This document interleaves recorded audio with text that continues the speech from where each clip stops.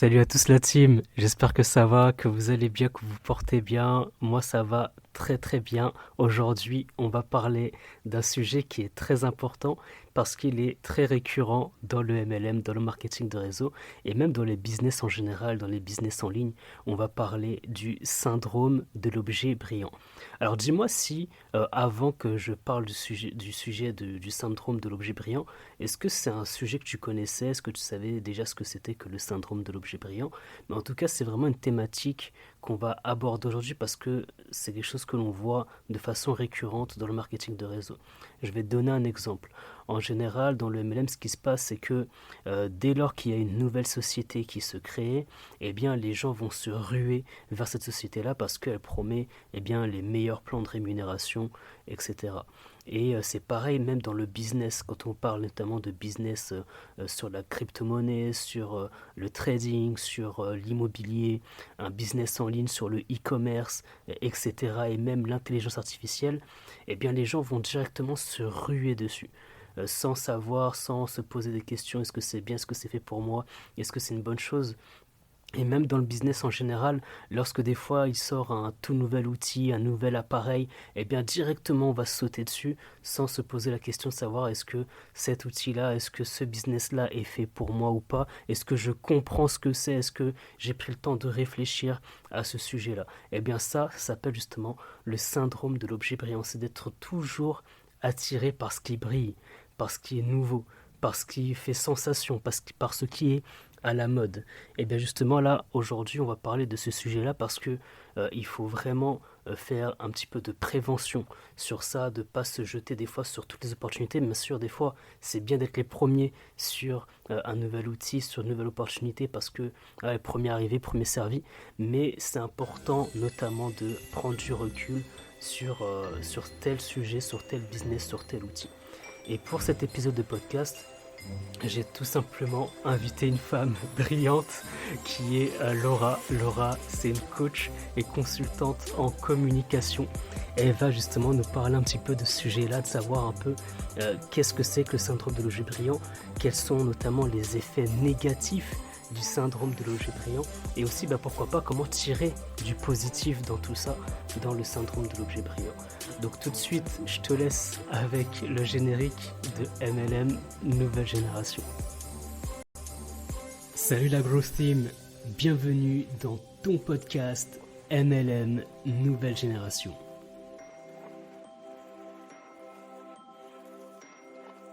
MLM Nouvelle Génération. Dans ce podcast, on parlera de marketing de réseau, MLM. growth marketing, branding, personal branding, entrepreneuriat et mindset pour développer ton MLM de façon saine et professionnelle.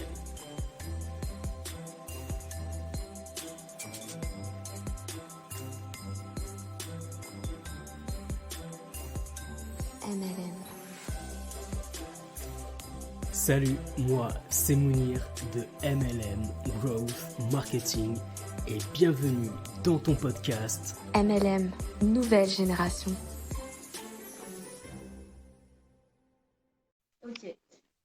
Ça me dit un truc, mais je saurais. Ah, coucou Moudir. Salut, Ça ça va, va? tu vas bien? Ça va et toi? Ouais, ça va super, ça va très bien. Cool, super.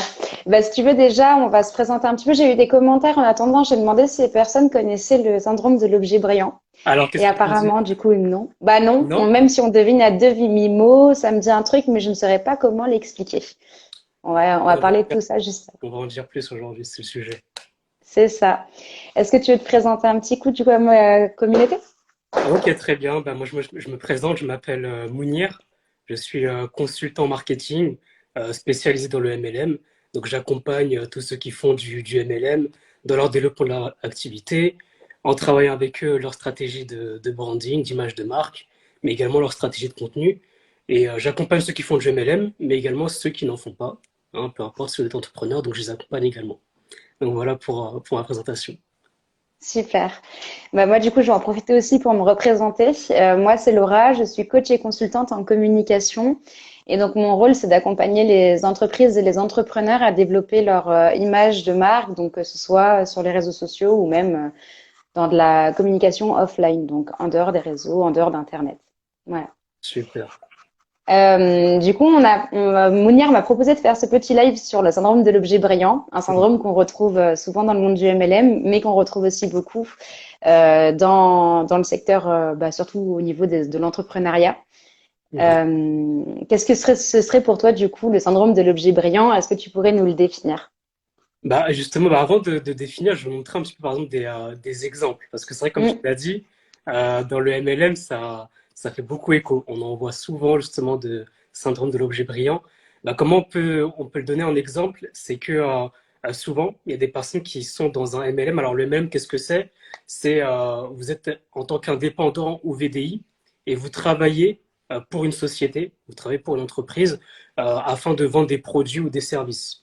Et donc voilà un peu ce que c'est que le MLM. Et le but notamment, ben, c'est de vendre les produits et également de parrainer, de construire des équipes afin de vendre plus de produits. Et en fait, ce qui se passe dans le MLM, c'est qu'il y a des personnes qui peuvent penser que l'herbe, elle est plus verte ailleurs. C'est-à-dire que mm, on est toujours attiré par la nouveauté. On se dit que dans un autre MLM, il y a un meilleur plan de rémunération, il y a des meilleurs produits, il y a des meilleurs services, etc. Et souvent, les personnes qui font du MLM ben, sont amenées à changer d'entreprise, de faire d'autres MLM, d'autres entreprises. Donc voilà un peu comment on pourrait le définir, notamment dans le MLM. Je sais pas si toi, tu as des exemples également, Laura, Par exemple, dans le secteur de la communication, par exemple, un Mhm. entrepreneur qui est atteint, on va dire, du syndrome de l'objet brillant, attention Mhm. d'utiliser grands mots, c'est une personne qui, par exemple, va changer de charte graphique à chaque fois qu'elle va changer de passe parce que Mhm. elle aura eu un nouvel état d'esprit ou, par exemple, elle aura fait sa charte graphique en hiver et puis là, c'est l'été, donc ça lui convient plus trop.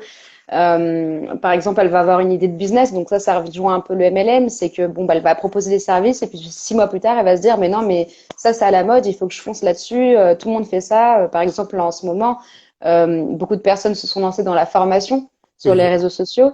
Au niveau de la communication, énormément de personnes se sont tournées vers proposer de la formation, alors que Mhm. faire une formation, ça se fait pas en 2 minutes.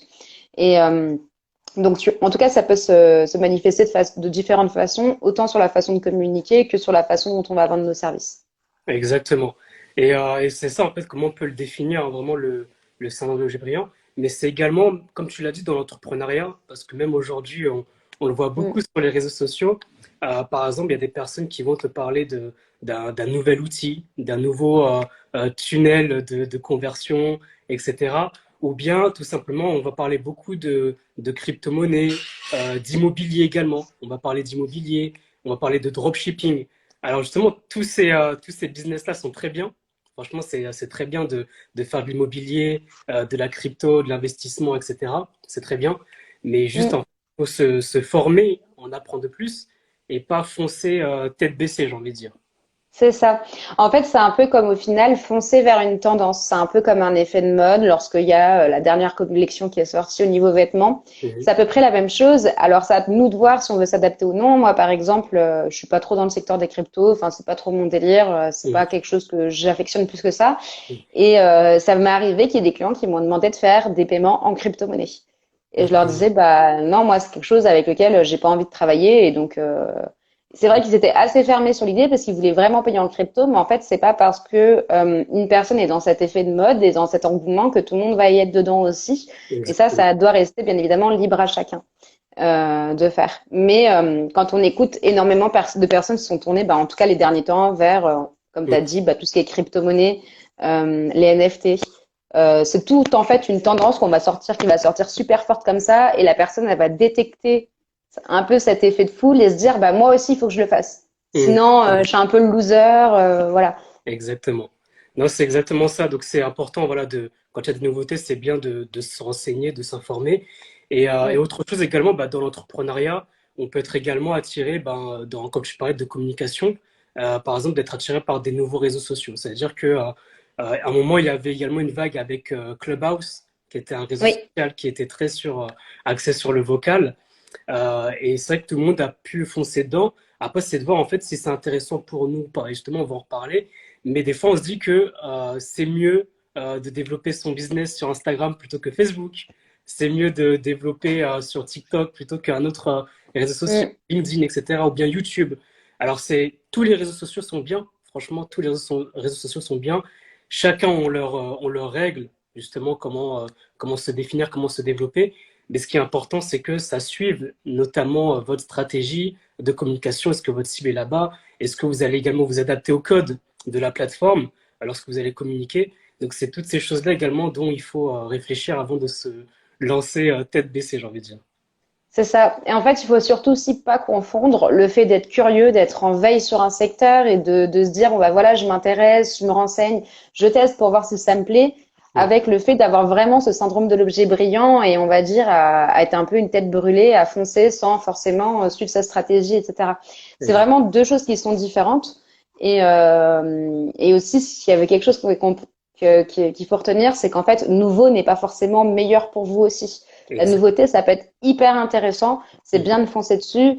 Notamment, par exemple, bah, il y a tout le monde qui s'est dit, bon, bah voilà, Instagram, on va prendre un exemple tangible, les Reels, c'est le nouveau truc. Exactement. Bah, il faut foncer parce que ce sera meilleur au niveau des résultats. Ça n'empêche pas pour autant qu'il y ait des personnes qui aient des super résultats avec des carousels. Exactement. Euh, il faut voir ce qui est meilleur pour vous, meilleur pour votre client, meilleur pour votre audience et après, bah, l'adapter vraiment à votre stratégie personnelle en tout cas. Exactement. Bah, je fais un petit coucou à Jeanne également qui Oui, nous a partage, Jeanne. rejoint. Pareil pour Christophe également qui était là. Après, il y a également des personnes de ta communauté, je pense. Donc, c'est pour ça que je connais peut-être pas tout le monde, mais il y a des personnes qui suivent également. Donc, voilà, bienvenue. On parle du syndrome de l'objet brillant, justement, d'être attiré par la nouveauté. Et bah, justement, également un petit coucou à Ayrton qui nous a rejoint. Et, euh, et justement, moi, je vais te poser la question de savoir ben, pourquoi on peut être attiré par le syndrome de l'objet brillant. À ton avis, qu'est-ce qui nous attire dans ça? Pour moi, il y a plusieurs raisons. Déjà, premièrement, il y a l'effet un peu de mode. On va prendre l'exemple typique d'iPhone. iPhone, quand ils sortent leur téléphone, ils en font un événement. Ils en font quelque chose. C'est un peu l'événement annuel à la rentrée qu'on retrouve tout le temps. Mm, Et tout le monde va faire la queue pendant des heures pour acheter le nouvel iPhone. Pourquoi? Pourquoi les gens vont faire ça? Bah, parce que déjà, il y a un effet de groupe. mm. L'effet de masse, l'effet de foule va attirer et donc se dire, bon, bah, oh, s'il y a autant de monde, bah, pareil, s'il y a autant de monde dans ce restaurant, c'est que ça va être super bon. Donc, Exactement.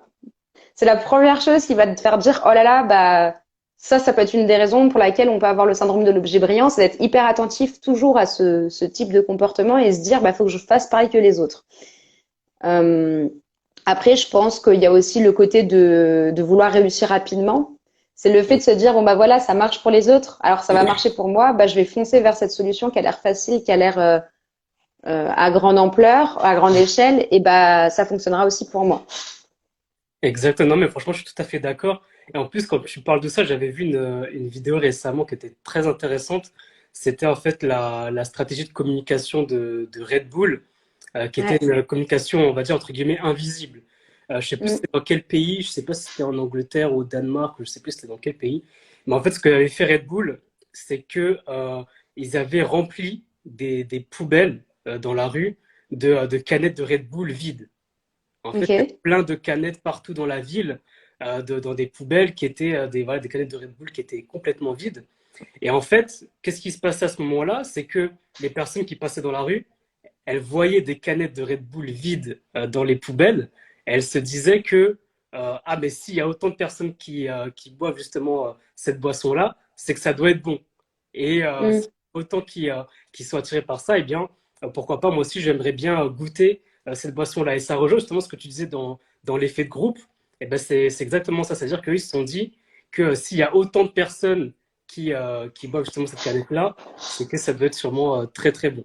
Donc ça Sûrement rejoint très bon, sûrement en promotion en ce moment pour qu'il y en ait exactement, autant. Enfin, il y a plein de exactement, petits messages qu'on peut se dire comme ça, quoi. exactement. Donc ça rejoint tout à fait. Et non, franchement, c'est très particulier. Mais il y a aussi je pense comme tu as dit, il peut y avoir aussi le manque de confiance en soi. Ça veut dire Mm. que il y a des personnes qui vont suivre justement le troupeau, comme tu dis, suivre la tendance parce qu'ils n'ont pas confiance en eux, pas confiance en leurs produits, et ils se disent que bah, sûrement si ça fonctionne pour eux, eh ben, ça va fonctionner également pour moi.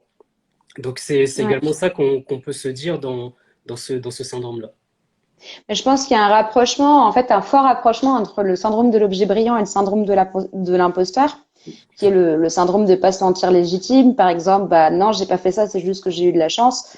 Pour Mm. moi, il y a un rapprochement qui est assez fort entre les deux et justement, en fait, on va avoir tendance, même des fois à se dire, bah, je vais faire comme les autres. Mhm. Parce qu'en fait, on est tellement à fond dans la veille, à regarder ce que font les autres, etc., qu'on se rend pas compte que la solution qu'on a, elle est juste sous nos yeux.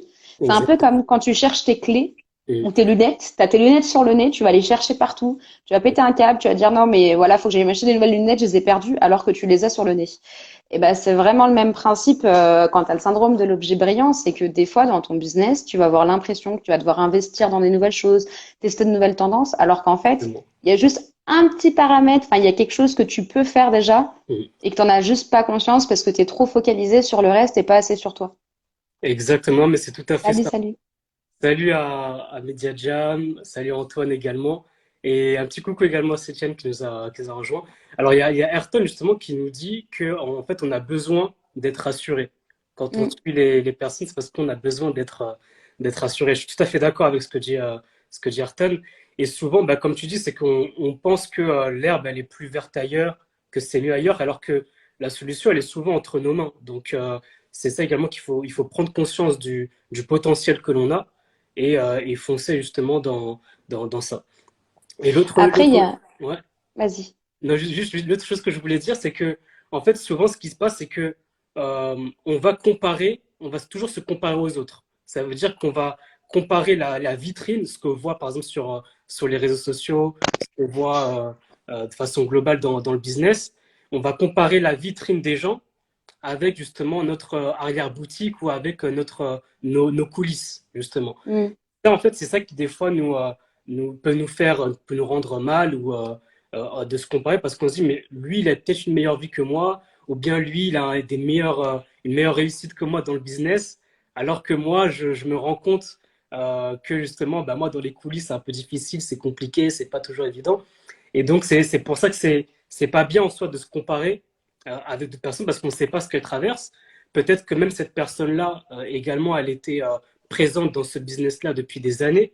Et il y a Mm. des personnes qui sont présentes depuis des années dans un domaine, dans un business, et qui commencent à exploser que maintenant, que récemment. Et nous, on pense qu'elle a réussi du jour au lendemain. Et donc, c'est Ouais. important de, justement de ne pas se comparer par rapport à ça. C'est exactement ce que notre jeune en plus en commentaire. On se compare tellement facilement alors qu'on ne sait clairement pas tout. On connaît pas cette fameuse face cachée de l'iceberg. Et Mhm. comme tu disais si bien avant, c'est que tu peux pas te comparer toi qui t'es lancé il y a un mois avec une personne que ça fait 10 ans qu'elle est dans le secteur. Exactement. Tu sais pas, par exemple, si tu as zéro investissement, que cette personne a investi 5 000 ou 10 000 euros dans son affaire, bah, Mhm. logiquement, vous n'allez pas avoir les mêmes résultats. Et puis même dans tous les cas, il faut quand même essayer de garder cette notion d'échelle. Mais inconsciemment, l'humain va essayer de se rassurer en se comparant et en Mhm. essayant de se dire, bon bah voilà, bah, ça fonctionne bien pour elle, donc ça fonctionnera pour moi, Mhm. parce que il y a eu ça de son côté. Sauf qu'au final, bah, ça te rassure pas du tout, ça stresse, et donc tu vas chercher encore plus à compenser ce côté manque de confiance en toi en continuant à aller vers de la tendance, de la tendance, de la tendance, écumer tout ça, épuiser tout pour pas régler ton vrai problème de fond qui est le manque de confiance en toi et le fait de pas aller au bout de ton problème, de pas avoir une Exactement. solution qui est assez viable. Bah, justement, il y a Media Jam qui nous dit c'est réalité business contre réalité de la vie, justement. Ouais. Non, mais c'est tout à fait ça. Faut prendre du recul. Si les autres réussissent, c'est bien, mais il faut savoir en fait comment elles ont fait pour réussir, pour en arriver jusque-là. Donc c'est pour ça que c'est important de ne pas foncer, on va dire, tête baissée. Mais aussi, ce qu'il peut y avoir également comme autre facteur, c'est que les gens ont peur des fois de passer à côté d'une Ouais. opportunité incroyable. Ça, c'est souvent également, on le voit parce que avec justement les cryptos, l'investissement, alors ça, c'est très bien, hein. Franchement, à nouveau, c'est des très bons modèles économiques, des très bons business. Mais des fois, en fait, il y a des personnes qui vont nous faire peur en disant, mais si tu te lances pas maintenant, après, ce sera trop Tu tard. seras foutu, machin, Foutu, ce sera etc. trop tard. Et après, on a un petit peu cette peur de passer à côté d'une opportunité incroyable et de se dire, parce que souvent, on l'entend cette histoire-là. Par exemple, une personne qui a acheté du Bitcoin, une crypto à 1 euro aujourd'hui et qui, quelques années après, Et vaut ouais. 10 000 dollars ou 10 000 euros, etc. Alors, c'est un exemple, j'ai un peu n'importe quoi, hein, Mm. c'est juste pour illustrer. C'est juste pour illustrer et dire que des fois, on a peur de passer à côté de ça. Et c'est comme ce que dit Arthur, justement, on joue sur l'émotion. On joue vraiment Bah moi, sur je l'émotion. vais, je vais rebondir sur ce que tu dis, mais aussi il faut revenir à l'analyse psychologique de la situation quand on te dit cette phrase, si tu le fais pas, tu vas passer à côté de quelque chose. Mm. Ça veut dire que inconsciemment, la personne aussi t'impose d'avoir son point de vue. Parce Exactement. que justement, elle est persuadée que bah voilà, c'est une opportunité pour elle, mais en fait, il faut aussi repenser à toi au départ. Est-ce que toi, tu es persuadé, et il faut vraiment que tu écoutes ton intuition, que c'est une opportunité pour toi ou non? Mhm. Parce que le problème, c'est que la personne, elle te met dans cette position où elle va t'inciter à penser comme elle. Mais il faut repenser, bien évidemment, à toi avant toute chose. Et ça, c'est pas toujours facile à faire. Il y a des personnes, sans se rendre compte, tu sais, elles mettent un peu leur opinion avant la tienne Mhm. dans ton rapport, dans tes choix de business. Mhm. Sauf que c'est ton business, c'est tes choix. Mhm. Et justement, si tu, derrière, faut pas que tu te reproches de pas avoir, bah, par exemple, de pas être passé sur cette vague, de pas avoir pris cette occasion, etc. Mhm. Parce que, bah voilà, tu te sentais pas de le faire et c'est pas pour autant qu'il faut te le reprocher parce que quelqu'un te l'avait dit aussi, tu vois. C'est peut-être pas Il y le a des moment. personnes qui vont, voilà, c'est peut-être pas le moment. Si t'es pas passé à l'action, bah des fois, bah tant mieux parce que ça va t'éviter de te ramasser complet. Et Mhm. puis dans d'autres cas, bah tu seras dégoûté parce qu'on t'aura dit de le faire, mais juste au niveau de ton intuition, c'était pas, voilà.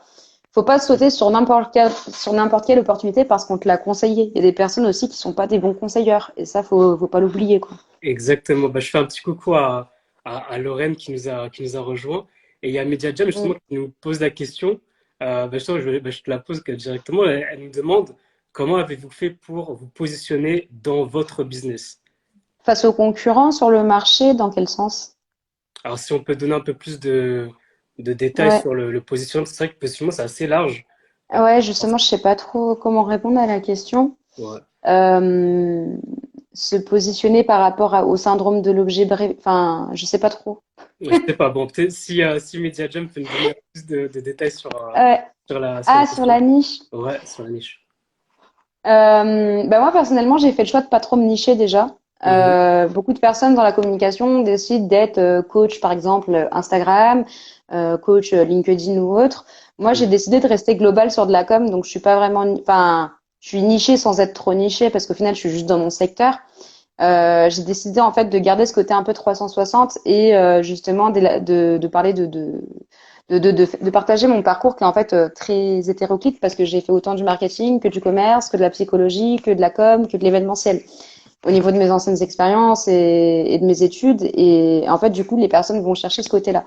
Donc moi, en fait, ce qui m'a fait vraiment me positionner, ça a été de garder ce côté flexibilité. Le côté justement de proposer des prestations qui sont un peu sur mesure et de pas faire des et pas de rester sur quelque chose de hyper focus. Enfin, clairement, des fois, moi, on me contacte pour un site internet et en fait, au final, je termine par leur faire toute leur strat complète de com. C'est un peu où tu vois, Ça, je vais leur faire du blog ou quoi derrière. Du coup, voilà.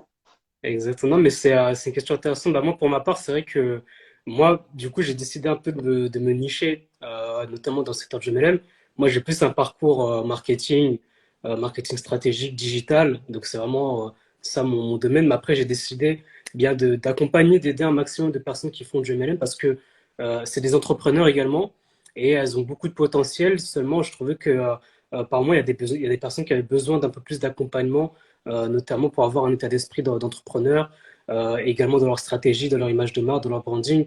Donc c'est pour ça que je me suis positionné dans ce secteur-là, pour répondre à la question. Ok. Et Du coup, c'était quoi ta deuxième question, Media Jam? Quel allez, gentil. je réponds, c'est vrai, t'as répondu à cette deuxième question. Bah, je sais pas c'était quoi sa Ça a question. attisé ma curiosité. Ouais. Là, exactement.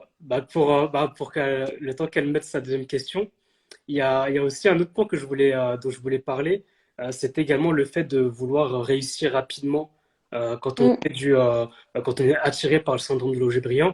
On veut souvent réussir rapidement et ça, c'est un cas que je vois souvent dans le MLM. C'est qu'il y a des personnes qui pensent que au bout de 2 ou 3 mois seulement, elles vont exploser justement leur business, avoir des grands revenus, etc. Et le problème, c'est parce qu'il y a des personnes qui leur vendent ça.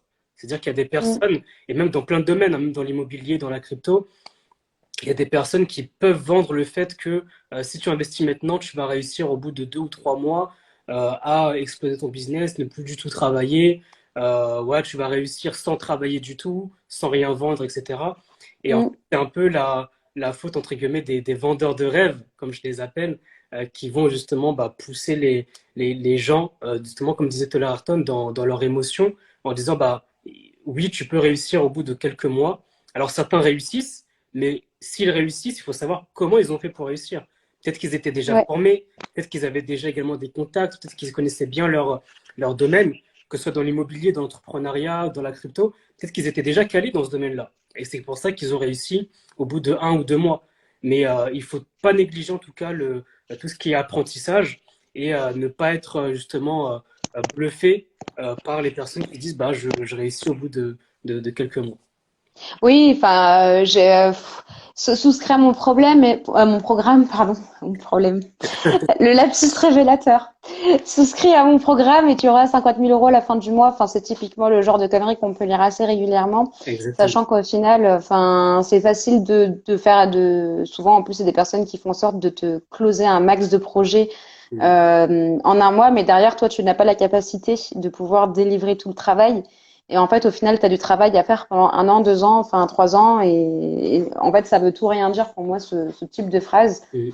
Euh, Surtout au niveau après de l'image que tu vas donner aussi de ton entreprise.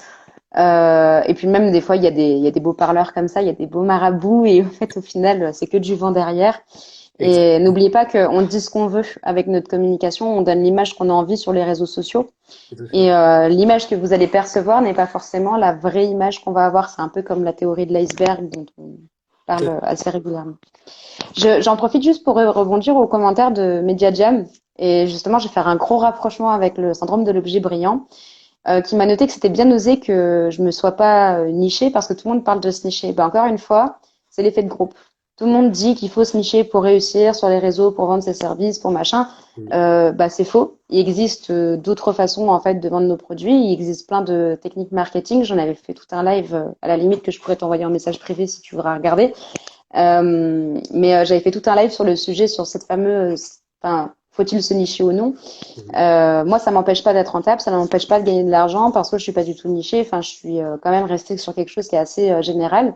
Je Mhm. réponds à une problématique client qui est justement de pas avoir assez d'argent pour avoir un employé dans son entreprise, Mhm. mais d'avoir 8 métiers différents parce qu'il y a du web design, etc. Mhm. Un community manager n'est pas capable de tout faire dans la communication et c'était un peu mon objectif de rendre accessible financièrement avec une seule personne, un seul interlocuteur. Donc tout dépend de l'approche que tu vas avoir au niveau, en tout cas marketing et communication. Et c'est pas parce que tout le monde te parle de te nicher qu'il faut nécessairement te nicher. Ça restera bien évidemment ton parcours et ton ressenti qui te permettra de voir si ça marche ou non. Et justement, elle disait que sa seconde question, c'était bah, ce que tu faisais avant la com actuelle, mais du coup, tu avais déjà répondu. Donc, c'était Ouais, la- la- psychologie, commerce, événementiel. J'ai fait du graphisme et de la communication, donc de la strat de com, tout ça. exactement.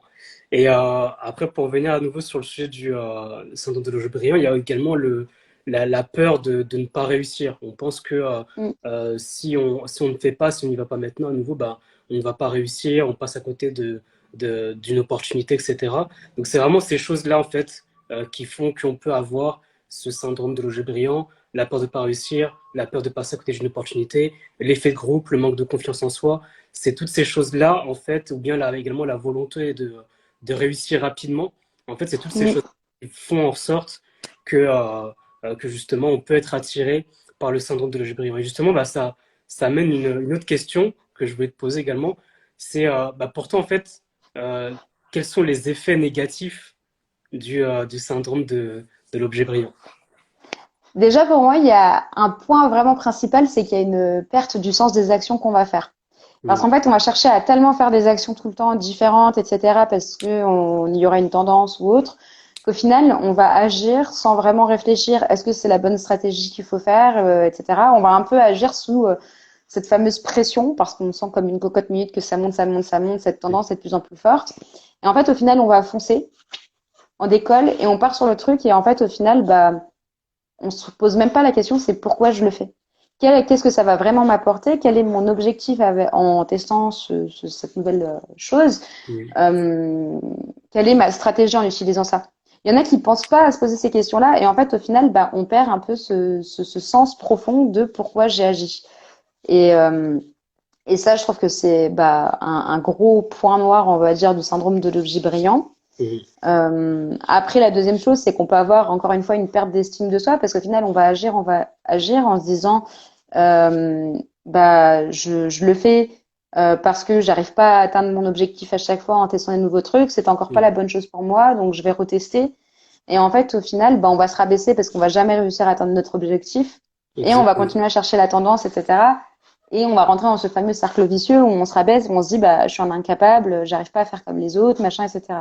C'est ça. Et, euh, et pour moi, il y a un gros cercle vicieux, en tout cas sur ces deux côtés-là. Toi, tu répondrais quoi? Bah, je te rejoins sur ces deux points-là, sur la perte de sens des actions et la perte d'estime de soi. Et ça, c'est tout à fait vrai, mais il y a également une autre chose également qui est importante, c'est que même lorsqu'on fait du business, même lorsqu'on n'est pas attiré par le syndrome de l'objet brillant, des fois, on oublie un petit peu de mesurer ses résultats. C'est-à-dire que des Mm, fois, on oublie de se dire, bah, attends, quel est mon objectif? Qu'est-ce que je veux atteindre comme objectif? Et comment je vais pouvoir les mesurer?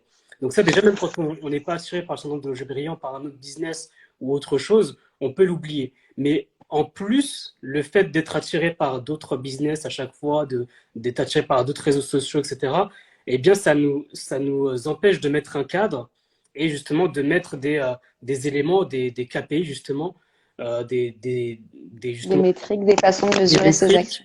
Mm, des façons de mesurer ces actions. Et ça, on l'oublie. Et en fait, ça fait que on se lance dans un business et après, on peut s'y perdre. On peut s'y perdre, on peut perdre du temps parce qu'on ne mesure pas assez justement notre communication, notre business, etc. Et ça nous fait vraiment perdre du temps par rapport à ça parce qu'on ne prend pas le temps de mesurer, de se dire, bah, OK, je me lance dans ce business-là, quel résultat je vais avoir dans un mois, dans 2 mois, dans 3 mois. Et comme on ne prend pas le temps de faire ça, eh bien, on perd du temps et en plus, on n'est pas assez efficace, assez efficient en faisant justement plein de choses à la fois. On fait plein de choses à la fois et en plus, on ne le fait pas bien. On peut faire plein de choses à mm. la fois, c'est possible, hein, il y a des gens qui arrivent, mais en plus, là, les personnes ne le font pas très bien. C'est-à-dire qu'elles ne sont pas justement à leur maximum potentiel, on va dire. Donc, c'est Ouais. ça également qui est important de dire. Bah, il va y avoir le gros côté procrastination, j'ai un peu de Exactement. mal à le dire, dans le sens où justement, en fait, au final, on repousse un peu le problème de base qu'on a et on va chercher, on va se lancer dans des nouvelles actions à faire. Et comme disait, bah, du coup, Ayrtonic par message, ça dénature complètement nos actions parce que justement, on va faire des trucs, mais on sait pas pourquoi, Mhm. en oubliant complètement le truc de base. Exact. Et en fait, au final, c'est un peu comme bah, je procrastine et je me dis, ouais, mais de toute façon, je repousse mon problème de base à plus tard parce que il y a ça qu'il faut que je teste et c'est la tendance en ce moment et machin. Mais en fait, au final, ça résout pas ton problème. Et Exactement. c'est là où ça bloque. Exactement. Bah justement, il y a Christophe ici là qui nous dit qu'au-delà des stratégies de com qui sont assez théoriques et concrètes, il y a un vrai travail personnel à faire sur soi en amont, Mm. sur sa santé mentale, ses traumas psycho, etc. Et ça, c'est très juste ce que tu viens de dire. Justement, on va parler juste après par rapport à l'ikigai, le fait de travailler sur soi et de savoir en fait ce qu'on aime, ce qu'on veut, et de savoir. Et ça, c'est vraiment une solution. C'est vraiment une solution pour s'en sortir justement de ce syndrome de l'objet brillant, c'est vraiment de faire un vrai travail sur soi par rapport à ça. Euh, Bah, d'apprendre à se connaître, ça c'est sûr. En fait, si exactement. on se lance aussi un peu tête baissée, et même c'est un travail qu'on peut refaire assez régulièrement, c'est qu'on crée notre entreprise à l'année N, par exemple, mais dans deux Mhm. ans, t'auras pas forcément la même, enfin, tu seras plus forcément la même personne que tu as été 2 ans auparavant parce que tu auras appris des choses, tu auras peut-être gagné ou Tout perdu à fait. confiance en toi. Il y a des facteurs qui vont changer et ça à prendre en considération, c'est que la personne que tu es à l'instant T n'est pas celle que tu es à l'instant T plus 2, par exemple. Exactement, exactement. Ben, je fais un petit coucou à Tatiana qui nous a rejoint et également un coucou à Cécile qui nous dit que discussion Elle très s'en va. inspirante. Mm. Mais malheureusement, voilà, elle doit nous quitter, mais merci pour la motivation. Bah, de rien, Cécile, avec grand plaisir. Et voilà, reviens quand tu veux. En tout cas, c'est un coup. Voilà. Et Merci pour avoir suivi le live du coup. Ouais. exactement. Alors là, je n'ai pas encore terminé. Alors, il y a plein de choses également à, Non. à vous dire par rapport à ce sujet-là. Mais ouais, de toute façon, tu as dit pas mal de choses, mais il y a également un point qui est important, c'est que il y a également le fait qu'on fasse des dépenses assez multipliées. C'est-à-dire qu'on va Ouais. dépenser de l'argent Mm. à droite, à gauche, dans plein de choses, dans plein de business.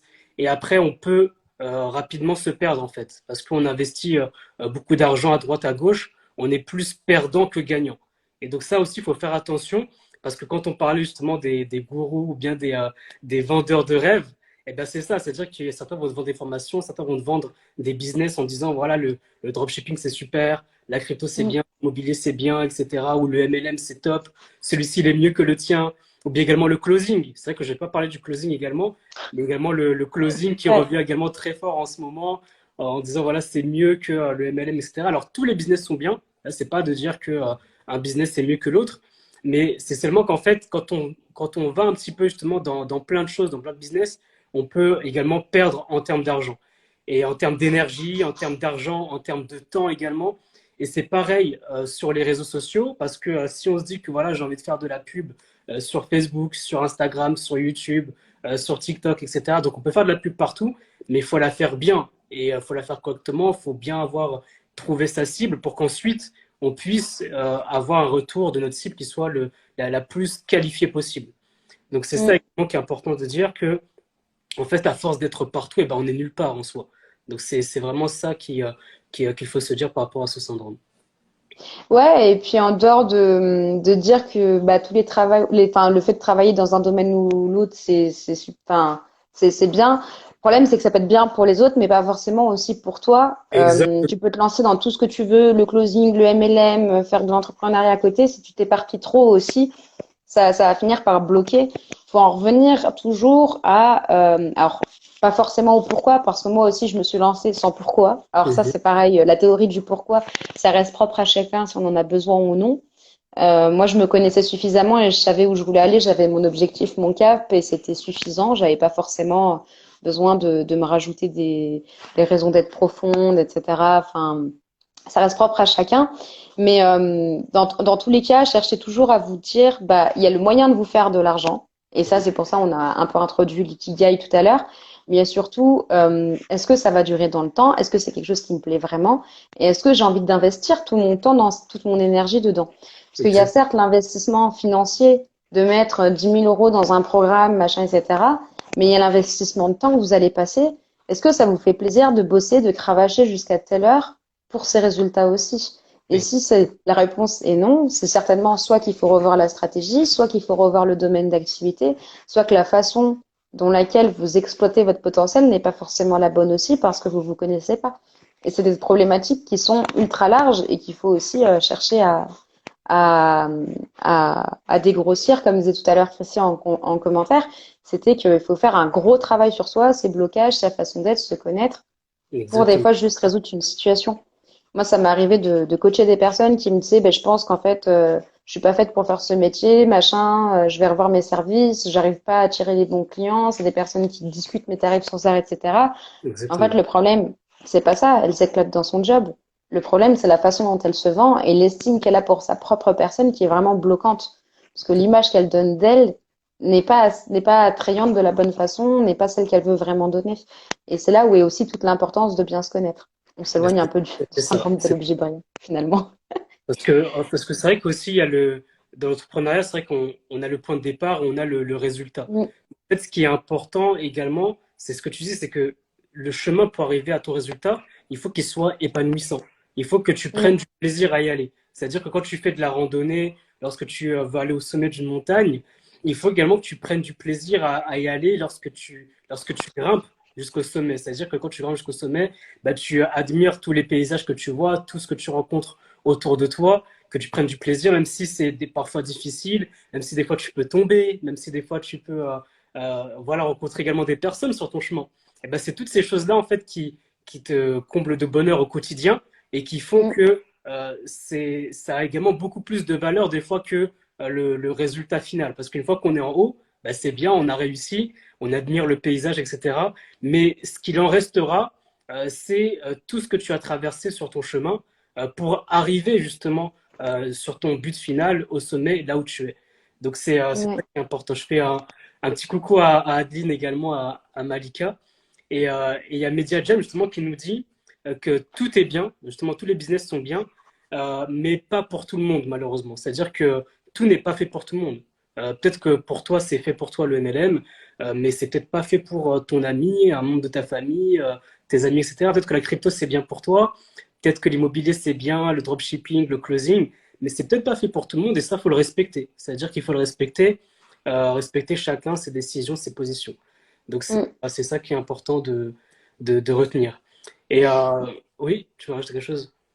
Oui, bah, comme tout le monde n'est pas fait pour être entrepreneur. Et en fait, je voulais aussi rajouter une image. C'est que tu as parlé de bah, on a parlé de prendre du plaisir dans ce qu'on fait, etc. Je vais imaginer ça tout simplement avec un processus pour perdre du poids.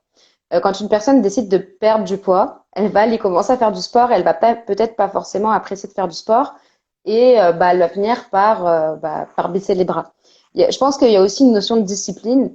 C'est Mm. que c'est pas en faisant une action une fois et en se disant bah voilà ça m'a pas plu que bah ça va te permettre d'atteindre ton objectif et de dire bah j'arrête. Tu peux tester de faire la chose différemment, de faire du sport différemment. T'es pas Mm. forcément obligé de courir. Tu peux déjà essayer d'aller faire du vélo, d'aller juste marcher. Et c'est pas en le faisant une fois aussi des fois qu'on va se dire, enfin, on peut décréter qu'on déteste ça et c'est ok, tu vois. Mm.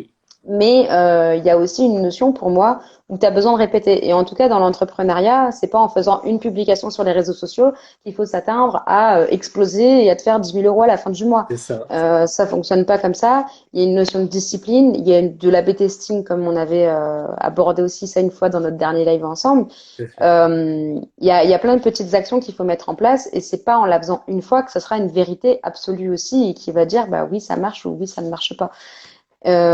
Donc, enfin, faut aussi revenir au fait de, bah, faut pas se décourager si tu as testé une fois et Exact. reviens encore une fois le faire et réessaye de le faire différemment et tu verras si là, oui ou non, ça fonctionne. Il Exactement. y a plein de paramètres qui rentrent en compte, quoi. Non, tout à fait, c'est ça. C'est comme lorsqu'on fait du vélo, hein. Au début, ben, on est tous tombés, on n'y arrivait pas. Mm. À force d'en faire, on a réussi. Et puis après, on prend du plaisir à savoir faire du vélo. Donc c'est comme toute chose. C'est vrai qu'au Et je début, pense que si on repense à la première fois, on pétait un câble parce qu'on trouvait qu'on était nul, on voulait jeter le vélo par terre et on faisait des caprices. exactement. Non, mais c'est exactement Ouais. ça. Et après, au final, quand on est quelques années plus tard, eh ben, on se souvient Mm. de ça. On se souvient de, ah oui, je me souviens quand j'étais petit, j'étais tombé à vélo, j'avais une petite blessure au genou, etc. Et c'est toutes ces choses-là, justement, qui ensuite donnent un bon souvenir, donnent des bons souvenirs par rapport à ça. Alors, juste, il y a Media Jam qui fait un petit compliment. Merci beaucoup à Media Jam, justement, qui me dit Mounir est sur le chemin des grands speakers. Ben, c'est gentil. Merci beaucoup pour ce compliment, ça fait plaisir. Il y a Malika qui nous dit je me lance dans le MLM et j'ai été salarié toute ma vie. C'est compliqué pour moi d'avoir une rigueur et une discipline quand on est chez soi. Alors ça, c'est vrai, c'est une très bonne remarque. Alors justement, il y a un petit livre audio que je vais euh, pourquoi pas voilà, t'en recommander, ça s'appelle Effectuer la transition. Voilà, effectuer la transition. Tu peux le taper justement, effectuer la transition sur YouTube. C'est un très bon livre audio qui explique justement comment effectuer la transition entre lorsqu'on était salarié et que lorsqu'on veut faire justement du business, du MLM et qu'on est chez soi. C'est un livre audio qui est assez court justement, et qui a été fait par Darren Hardy justement. Donc c'est un très bon livre. C'est lui qui a écrit justement notamment L'effet cumulé. Je te le recommande. N'hésite pas à l'écouter si ça peut t'aider en tout cas. Mais c'est vrai qu'au début c'est difficile d'avoir une rigueur lorsqu'on est salarié, lorsqu'on souhaite devenir entrepreneur. Parce que quand on est salarié, on a un petit peu tout, on nous donne tout directement, c'est facile, etc. Là, il faut On n'a pas le côté responsabilité il y a aussi. moins de responsabilités et là, il faut un petit peu tout refaire directement. Donc ça peut être difficile. Donc Malika, je te conseille vraiment effectuer la transition de Darren Hardy, disponible sur YouTube gratuitement. Tu peux l'écouter. Moi, je l'écoute en général, soit quand je fais un petit peu de sport, quand je fais la vaisselle, quand je travaille un petit peu. J'aime bien écouter des livres audio, donc je te le recommande, ça pourra peut-être t'aider. Ayrton qui nous dit qu'il va devoir y aller, bah, merci beaucoup d'avoir suivi Merci le à live. toi d'avoir suivi le live. Oui. Merci également pour tes questions et tes réponses très très pertinentes à chaque fois. Euh, Mm.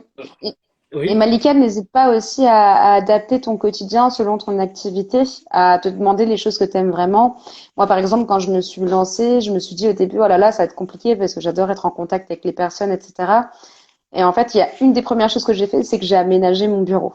Parce que bah, même si j'adorais travailler dans le canapé, etc., et c'est ce que j'avais tendance à faire avant de me lancer, je me suis rendu compte que bah, ça me forçait un peu à me déplacer dans mon bureau, à avoir un peu un rythme, comme au final, comme dans le salariat, Mm. à avoir vraiment mon espace de travail et justement à pouvoir me sentir à l'aise dedans et pas sous 50 000 cartons. Je sais pas. Donc, enfin, par exemple, si t'as des enfants, encadrer avec tous les jouets des enfants, marcher sur des Legos et j'en passe, c'est des meilleurs. Faut que tu Exact. t'appropries ton espace. Et ça, c'est vraiment, moi, ça a été ultra important. Ça a été de m'approprier ça, investir dans des choses qui m'ont aidé et, et de me dire, bah voilà, qu'est-ce qui fait que je me sentirais mieux? Qu'est-ce qui peut me motiver aussi? Qu'est-ce qui me faciliterait dans mon travail? Et c'est pour ça, demande-toi qu'est-ce qui serait important pour toi, qu'est-ce que tu aimais dans le salariat et qui serait important de renouveler dans ton quotidien Mm. pour, pour continuer à développer ton activité, quoi. Exactement. Bah là, elle nous dit qu'actuellement, c'est ce que je fais, Elle je travaille travaille dans le sur le canapé. canapé. Voilà, elle travaille un peu sur son canapé, mais bah, très bon conseil, hein, Laura, parce que c'est vrai que c'est bien de se créer un environnement de travail Mm. confortable où on sait que voilà, on va avoir notre routine et que là, c'est le moment où on va travailler, s'investir sur ça. Donc c'est très bien. Justement, bah là, Malika te remercie. Elle dit justement que va falloir une réorganisation pour elle. Mais c'est très bien. En tout cas, c'est un point de départ et ça va vraiment, je pense, le conseil de Laura beaucoup t'aider Et pour d'ailleurs, je les rebondis par rapport au syndrome de l'objet brillant. J'avais lu un article par rapport à ça. C'est qu'en fait, les personnes qui ont tendance, en fait, ils recommandent à ce que le bureau soit le plus vide possible. Bon, ce qui n'est pas trop mon cas. Je suis un petit peu bordélique. J'aime bien avoir quelques feuilles un peu partout pour une feuille par client, machin, parce que je fonctionne aussi encore un peu avec des feuilles. Je ramène mes bouteilles d'eau dans la journée. J'aime bien, tu vois, avoir tout à proximité, une petite boîte de mouchoirs, des chewing-gums, des machins. Et bref, et en fait, ils recommandent pour éviter d'avoir enfin, le syndrome de l'objet brillant, ça passe aussi par le fait de se faire distraire. Et en fait, justement, notre esprit va avoir tendance à divaguer s'il va y avoir trop de choses sur le bureau.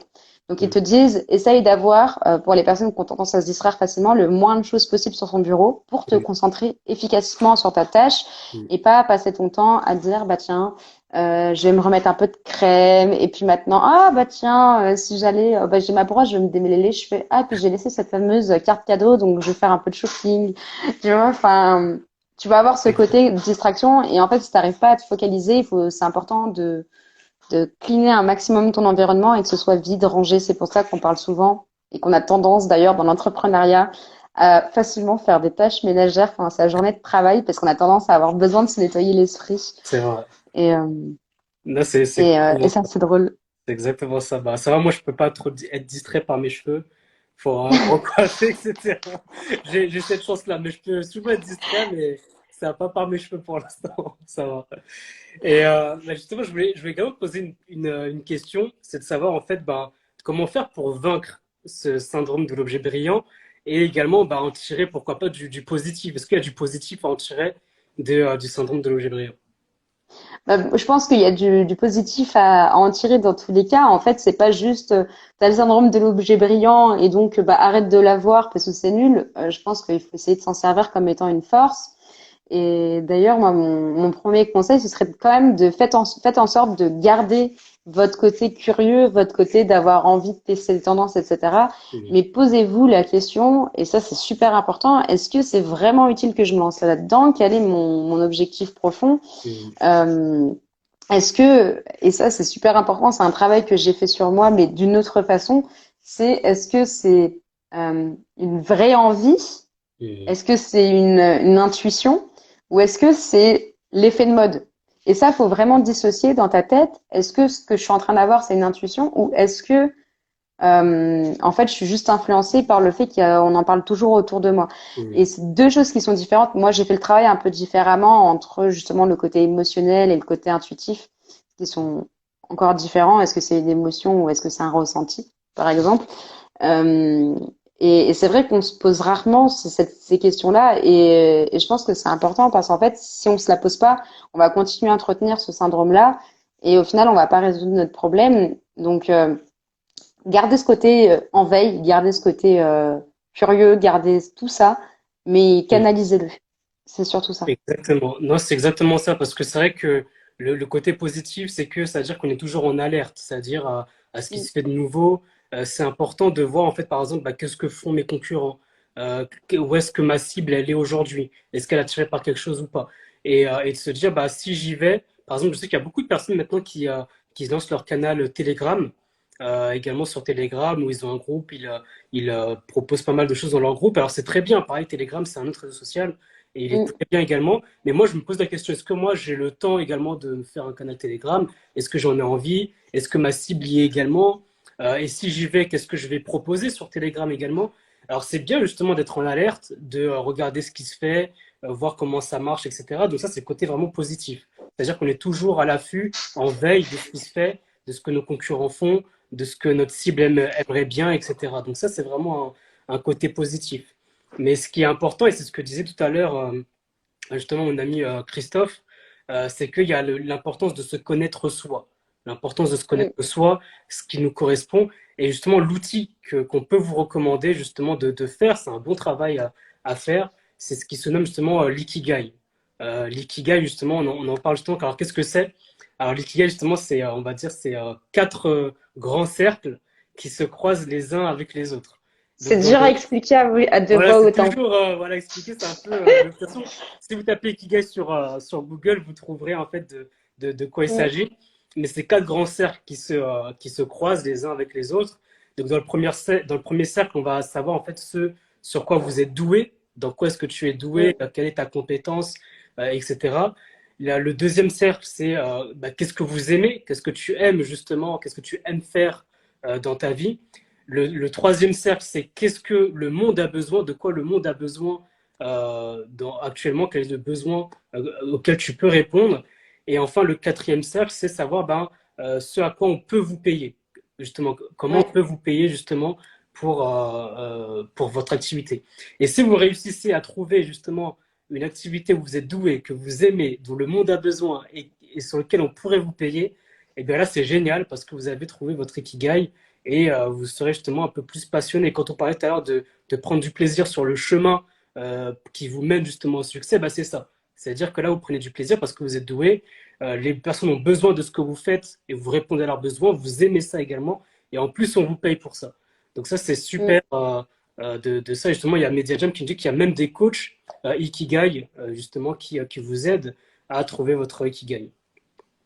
Après, en dehors de l'ikigai, il y a d'autres exercices qu'on peut faire, et ça, c'est souvent quelque chose qui est moqué. C'est des petits tests un peu psycho que tu vas trouver dans les magazines, qui étaient tous les trucs qui étaient un peu tendance avant. C'est des choses qui vont vous permettre, même si dans le fond vous n'êtes pas hyper convaincu de ce que vous faites, mais de mieux vous connaître. Et ça, c'est super important quand on est en dehors de savoir ce qu'on aime et de savoir ce pourquoi on est fait et quelle serait notre vocation, quel serait notre travail idéal. C'est de se connaître profondément soi aussi. C'est de Exact. se dire, par exemple, moi, j'ai parlé tout à l'heure de discipline, que c'était important d'avoir une discipline, mais je sais que moi, j'ai un côté où je déteste la contrainte. Savoir qu'on m'impose des contraintes, c'est quelque chose qui m'a jamais aimé, c'est aussi enfin, qui m'a jamais convenu, c'est aussi une des raisons qui a fait que je me suis lancée dans l'entrepreneuriat. C'est que j'aime faire de la façon dont j'ai envie et j'ai du mal avec le fait qu'il y ait 50 000 process, etc. Mhm. pour ne rien valider et qu'en fait, il y a le côté petit chef qui rentre en compte et qui change juste pour changer alors que 50 personnes dans le service ont validé avant, quoi, tu vois. Exactement. Et, euh, et en fait, justement, apprendre à vous connaître sur des détails comme ça va être ultra important. Et il ne faut pas hésiter à se dire, bah voilà, qu'est-ce que j'aime dans mon travail, qu'est-ce que j'aime dans mon quotidien, quels sont les points de ma personnalité, les choses avec lesquelles j'ai le plus de mal, les choses que j'adore. Mhm. Parce que c'est tous des éléments qui vont vous permettre aussi de savoir comment vous allez construire votre vie, votre travail autour. Parce que savoir quel métier vous allez faire est une chose, mais comment vous allez entretenir votre lien avec vos clients, c'est tout aussi important. Il y a des Exactement. personnes que je connais qui se lancent et qui veulent avoir zéro contact téléphonique, qui n'aiment pas faire de visio, euh, qui, euh, qui ont envie de faire quelque chose de hyper poussé ou autre. Enfin, ça restera vraiment votre choix personnel et il faut que vous soyez OK avec tout ce que vous allez mettre en place. C'est pas parce que, notamment, par exemple, sur les réseaux sociaux, on va vous dire qu'il faut faire des stories ou des reels face cam à parler, qu'il faut Mhm. forcément le faire si vous n'êtes pas à l'aise avec ça. Exactement. Et C'est posez-vous toutes ces questions-là. c'est ça, en fait, faut vraiment se respecter et surtout se dire que est-ce que ce que je fais, je serai fier de moi dans 4 mois, dans 5 mois, dans 6 mois, de ce que j'ai fait. En fait, c'est vraiment avoir des fois un recul sur le travail qu'on a pu faire il y a quelques mois, il y a quelques années, en se disant, est-ce que je suis fier d'avoir fait ça? aujourd'hui, au moment où j'en parle. Et c'est vraiment comme ça qu'on peut se dire que, ok, là, je suis content de ce que j'ai fait, j'ai pas suivi une tendance, etc. Moi, par exemple, moi, je vous donne un exemple par rapport à moi. C'est vrai que, par exemple, sur TikTok, moi, je me suis pas encore lancé sur TikTok, je sais pas si je me lancerai ou pas, mais c'est vrai que ce qui marche beaucoup, ben, c'est beaucoup peut-être les vidéos où on danse, etc. Donc, moi, ça me correspond pas à ma personnalité personnellement, mais ceux qui le font, c'est bien parce qu'ils sont contents, ils aiment bien danser ou justement faire rire par rapport à ça. Donc ça, c'est chacun, c'est propre à chacun. Moi, ça correspond peut-être pas à ma personnalité. Peut-être que ça correspondra à ma personnalité plus tard, mais peut-être pas aujourd'hui. Mais en fait, ça dépend en fait de où est-ce qu'on en est. Et en fait, il faut vraiment respecter par rapport à ça. Et justement, il y a Media Jam qui nous dit se faire violence. Donc non, non, ce n'est pas encore, ce n'est pas fait pour moi encore, et que c'est encore une vague justement. Bah, justement, c'est ça, c'est de se dire que c'est encore une vague, une tendance. Il faut pas toujours foncer dedans. Et Malika aussi qui nous dit que moi j'ai juste envie de changer de vie après plusieurs échecs dans ma vie privée. Donc en tout cas on te souhaite, hein, c'est vrai que si tu veux Ouais, changer de de vie, réussir. faire plein de choses, on te souhaite vraiment de réussir. Et sache que en tout cas tous les échecs que tu as pu avoir, et tout le monde a eu des échecs, ça il faut Ils seront vraiment instructifs. voilà, que ce soit vraiment le plus instructif possible, que tu puisses apprendre justement de tout ça. Et que en fait, c'est pas vraiment des échecs, c'est plus des apprentissages, des leçons que tu as pu avoir et qui font grandir tout le monde en soi. Donc c'est comme ça qu'il faut le prendre. Mm, Non, en tout cas, carrément. c'est ça. Bah, après, je sais pas si tu avais d'autres éléments à rajouter sur ce sujet. Non, parce qu'au final, après, en conseil, et ça, on en a déjà parlé, c'est aussi que voilà, si on se compare, eh ben, on se compare à des personnes qui sont sur la même échelle. Vous comparez pas à des personnes qui se sont lancées il y a 10 ans, qui ont investi de l'argent dans leur business, etc. C'est toutes des choses qui sont complètement opposées. Et Exactement. ça, il faut faire attention à ça parce que ça peut être ultra destructeur. Et je voulais d'ailleurs rebondir juste sur un truc qui a rien à voir avec le syndrome de l'objet brillant, mais son commentaire par rapport à TikTok. Tu peux très bien réussir sur TikTok sans faire de danse, Mounir, même si on adorait te voir danser comme ça sur TikTok. Je sais, peut-être qu'on aimerait me voir danser, je sais pas, hein, c'est possible, hein, mais bah, je sais, je suis sûr qu'on peut réussir sur TikTok même sans Oui. forcément danser, mais voilà, c'est peut-être que plus tard je danserai sur TikTok, je sais pas. Je vous Non, enverrai la ouais. vidéo de toute façon si je le fais. J'avais ce préjugé-là et c'est vrai que moi j'ai testé, enfin même le format live sur TikTok et tout. Ah, Je t'ai fait un retour la dernière fois en tout à fait. appel quand j'avais fait ça. Et en fait sur TikTok, ce qui fonctionne tout aussi bien, c'est quand tu vas parler d'un sujet, en fait tu peux faire beaucoup plus de spontané par rapport à Instagram, je trouve aussi. Mm, Et ça pareil, bah on aura l'occasion et si ça intéresse des personnes de me poser des questions par rapport aux réseaux sociaux, quel réseau social choisir selon son, son, son image qu'on veut donner ou même ses clients, etc. C'est avec plaisir qu'on pourra en parler. exactement. Non, bah, en tout cas, moi, je pense qu'on a parlé un petit peu de tout, on a répondu Ouais. directement aux questions au fur et à mesure. Moi, c'était un plaisir et moi, je pense que c'est un sujet important, mais vraiment, ce qui est important, c'est vraiment de vous connaître vous et de prendre du plaisir dans ce que vous faites, de pas forcément toujours suivre la tendance, ce qui fait. Donc voilà ce que je peux dire pour conclure, en tout cas, sur ce. Et oui, super, c'est une bonne conclusion. Et comme dit Medja Jam, et ça c'est un bon conseil, consultez Laura pour réussir sur TikTok sans danser. Voilà, Exactement, c'est ça. Moi aussi, c'est je le vais mot voir de la pour, fin. pour voir comment je peux réussir sans danser sur TikTok. J'ai C'est à ça. voir. Ok, super. Donc, Bon, bah merci beaucoup, Mounir. merci à toi, Laura. Merci C'était à un plaisir. tous pour avoir suivi le live. C'était super. Si vous avez des questions, n'hésitez pas à nous les poser après le live en commentaire ou par message. Ce sera avec plaisir. Avec grand plaisir. Bon, en tout cas, merci à tous et bonne journée à tous. Oui, bonne journée. Salut, à bientôt. Salut. Merci beaucoup d'avoir écouté cet épisode des podcasts jusqu'à la fin. J'espère qu'il t'a plu, que tu as pu apprendre un maximum de choses. Et dis-moi aux commentaires si toi aussi tu as eu ce syndrome-là. Est-ce que tu as déjà eu le syndrome de l'objet brillant, d'être attiré par ce qui brille? Oui ou non? Alors ça arrive à tout le monde, hein. Je pense que ça a pu m'arriver également. C'est pas un problème, c'est pas une honte, mais c'est bien juste d'en avoir conscience, de se dire que ah ok, je comprends mieux maintenant pourquoi des fois je suis attiré par les nouveautés. C'est des fois bien, des fois c'est pas forcément nécessaire, mais c'est juste en fait de se rendre compte, hein. C'est pas une critique ou dire c'est une bonne ou une mauvaise chose, mais c'est juste de comprendre ce que c'est pour que demain on puisse vraiment agir en conscience tout simplement. Mais j'espère que cet épisode de podcast t'a plu, que tu as appris un maximum de choses. Surtout, comme d'habitude, nos coordonnées à Laura et moi sont dans la description. Donc si tu as des questions, si tu as besoin qu'on revienne sur certaines choses ou bien qu'on t'aide, notamment dans ton business, eh bien tu peux nous contacter.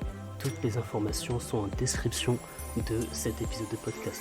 N'hésite pas également à t'abonner, à mettre des étoiles, à mettre des bonnes notes, à partager également cet épisode de podcast si tu as des personnes de ton entourage, de ton équipe qui ont également ce syndrome ou qui pourraient être intéressés par ce sujet-là. C'est toujours intéressant en tout cas de partager l'information.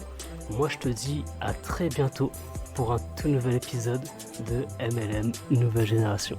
Salut. MLM, nouvelle génération.